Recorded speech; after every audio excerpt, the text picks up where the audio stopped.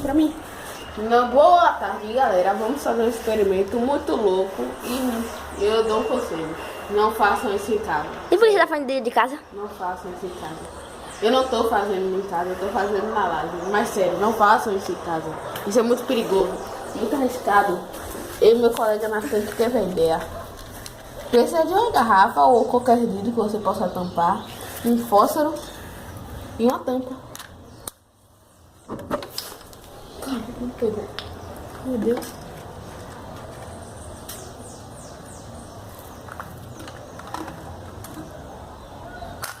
Bota aqui pra tampar.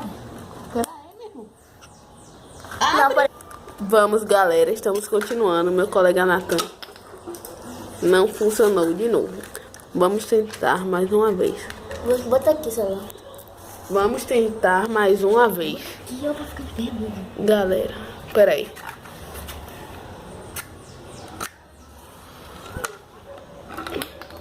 Galera, não está dando certo.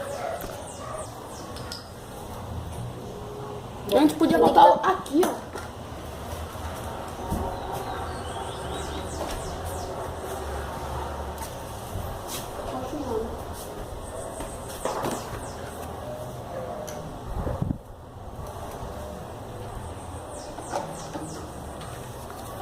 Agora, tampando.